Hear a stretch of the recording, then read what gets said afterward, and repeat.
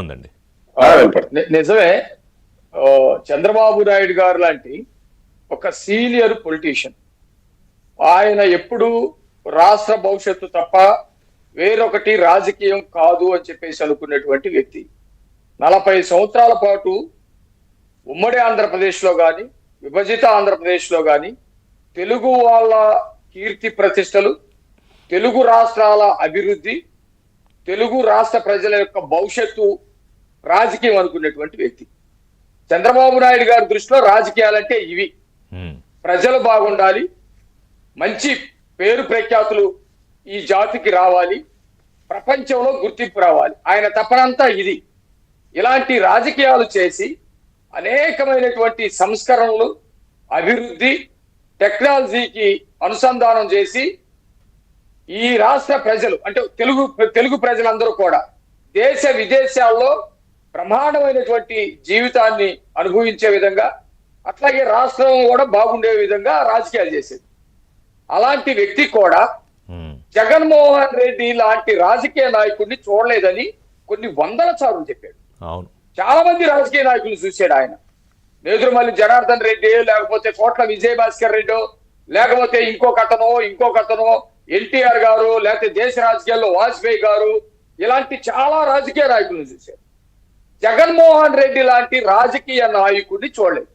ఇంకొక మాటలో చెప్పాలంటే జగన్మోహన్ రెడ్డివి అసలు రాజకీయాలే కాదు అని చంద్రబాబు నాయుడు గారు అంటారు. మీరు కనుక గమనిస్తే ఇలాంటి ఒక సైకో తత్వం ఉన్నటువంటి వ్యక్తి రాజకీయాలకి సిద్ధాంతం గాని, రాజకీయాలకి ఒక అర్థం గాని లేకుండా రాజకీయాలను ఎంచుకున్నటువంటి వ్యక్తి జగన్మోహన్ రెడ్డి అని చెప్పేసి ఆయన అంటాడు.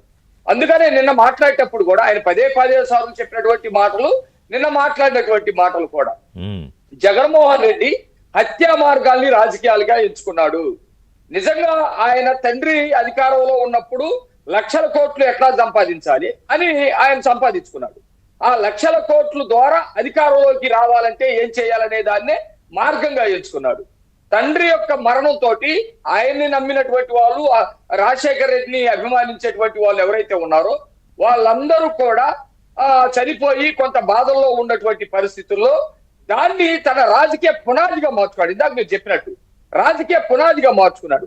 ఆ పునాది మీద నిలబడి అధికారం అనే మెట్టెక్కాలనుకున్నప్పుడు తన సొంత కుటుంబ సభ్యుల్ని అత్యంత పాశవికంగా చంపి, ఆ చంపినటువంటి విధానాన్ని మొత్తాన్ని ప్రత్యర్థి రాజకీయ పార్టీల మీద, ముఖ్యంగా చంద్రబాబు నాయుడు గారి మీద వేసి బురద చల్లి, రక్తం చల్లి, ఆ అడుగేసి అధికార పీఠ మీద కూర్చున్నటువంటి వ్యక్తి జగన్మోహన్ రెడ్డి. వచ్చిన తర్వాత ఇక మనం చూసాం అసలు ఒక విధ్వంసం, రాజ్యాంగ విధ్వంసం, ప్రజా విధ్వంసం, అభివృద్ధి విధ్వంసమే ఎజెండాగా నడిపినటువంటి వ్యక్తి. ఈ పరిస్థితుల్లో చంద్రబాబు నాయుడు గారు 5 ఏళ్ల పాటు అయ్యో నేను ఒక కనీసం 2 గంటలు కనుక కేటాయించి వివేకానంద రెడ్డి హత్య ఎట్లా జరిగింది, ఏం జరిగింది, జగన్మోహన్ రెడ్డి మానసిక పరిస్థితి ఏంటి, అతను రాజకీయాలకు వాడుకున్నటువంటి ఆయుధాలు ఏంటి అని కనుక నేను గనక గమనించి ఉంటే 5 ఏళ్ల పాటు జగన్మోహన్ రెడ్డి వచ్చేవాడు, రాష్ట్రానికి పెను ప్రమాదం తప్పు ఉండేది. జగన్మోహన్ రెడ్డి వచ్చేవాడు కాదు. జగన్మోహన్ రెడ్డి లాంటి వాడు గనక రాకపోయి ఉంటే రాష్ట్రం అభివృద్ధి 20 ఏళ్ళు వెనకపోవడంతో పాటు కులాల మధ్య, మతాల మధ్య విద్వేషాలు వచ్చాయి కాదు, ప్రాంతాల మధ్య విభేదాలు వచ్చాయి కాదు, హత్య రాజకీయాలకి బ్రాండ్ అంబాసిడర్ లాంటి వ్యక్తులు రాష్ట్రానికి వచ్చేవాళ్ళు కాదని ఆయన బాధపడతా ఉన్నాడు. ఆయన మాట్లాడింది కూడా అదే.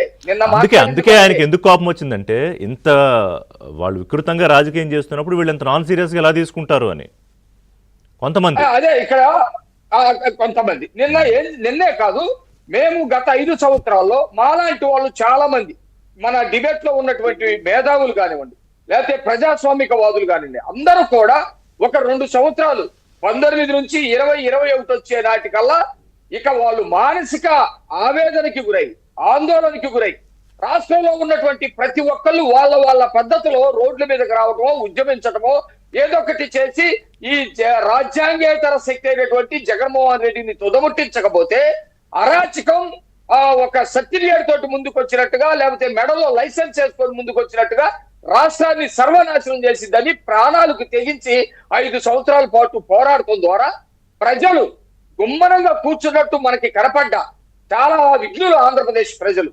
ఆలోచన చేసి ఎన్నికల సమయం వరకు చూసి ఎన్నికల్లో జగన్మోహన్ రెడ్డికి ఇచ్చినటువంటి దెబ్బ మామూలు దెబ్బ కాదు. ఇంకొక విషయం మాణిక్యరావు గారు, 5 ఏళ్లలో ఆ అరాచకాలు తట్టుకోలేక కొంతమంది రాష్ట్రం వదిలి పారిపోయిన పరిస్థితులు కూడా మనకు తెలుసు. వాళ్ళు మళ్ళీ ఎన్నికల నాటికి వచ్చారు, వాళ్ళ ఓటు హక్కుతో సమాధానం చెప్పడానికి వచ్చారు. ప్రజల్ని పల్నాడు లాంటి ప్రాంతంలో కొంతమంది ఓటేయలేదనే పేరు మీద రాష్ట్రాలు వదిలే పరిస్థితి చేశారు. కక్షదారులు కొంతమందిని తీసుకొచ్చి పోలీసుల సమక్షంలో పోలీసుల అండతోటి విక్రమ అనే ఒక దళిత యువకుడు లాంటి వాళ్ళని అతను ఓటేసి హైదరాబాద్ లో దాక్కుంటావంటారా నువ్వు అని చెప్పేసి వాడిని చంపినటువంటి పరిస్థితులు ఉన్నాయి. వ్యాపారవేత్తలందరూ పారిపోయినటువంటి పరిస్థితులు ఉన్నాయి. రోడ్ల మీద గోడలు కట్టేటువంటి వాళ్ళు, లేకపోతే మేము చెప్పినట్టు వినకపోతే మీకు సంక్షేమ పథకాలు ఇచ్చేవాళ్ళు కాదనే, అసలు ఒకటి కాదు ఇన్ని రకాలు చేసిన తర్వాత ప్రజలు చైతన్యవంతులే. చంద్రబాబు నాయుడు గారు లాంటి వాళ్ళు రోడ్ల మీదకి వచ్చి ఎన్నో పోరాటాలు చేసి, పవన్ కళ్యాణ్ గారు లాంటి వాళ్ళు, మా లాంటి వాళ్ళు నిత్యం ఇంట్లో నుంచి బయటికి రావాలంటే ఆ రోజు ప్రజాస్వామ్యం ఉండేటువంటి పరిస్థితి లేదు. అలాంటి పరిస్థితుల్లో 5 సంవత్సరాలు పోరాటం చేసి రాష్ట్రాన్ని ఈ రోజు గాడిలో పెట్టుకుంటా ఉన్నాము. పొరపాటు కనుక జరిగితే రాష్ట్ర భవిష్యత్తు నాశనం అవుతుందనే ఆందోళన ఈ రోజు చంద్రబాబు నాయుడు గారిలో కనిపిస్తుంది. కొద్దిమంది, అందరి గురించి కాదు, కొద్దిమంది ఎమ్మెల్యేల గురించి అదే చెప్పాడు ఆయన. వాళ్ళు వాస్తవానికి ఈ యుద్ధంలో ఉండి ఉండకపోవచ్చు, రాష్ట్రం గురించి తెలిసి ఉండకపోవచ్చు, ప్రజలు ఏ విధంగా వేదన పడ్డారో, కష్టాలు పడ్డారో, అసలు బ్రతకడానికి వీలైనటువంటి పరిస్థితులు అనుభవించారో, ప్రభుత్వమే ఒక టెర్రరిజాన్ని ఏ విధంగా ప్రదర్శించిందో, ఆ టెర్రరిజానికి ప్రజలే ఎంత బలయ్యారు అనేది కొద్ది మందికి తెలియదు. అందువల్ల బాబు గారు నిన్న అంత సీరియస్ గా చెప్పాడు, ప్రజల్లోకి వెళ్ళాలి, ఎప్పుడు ప్రజల్లోనే ఉండాలి,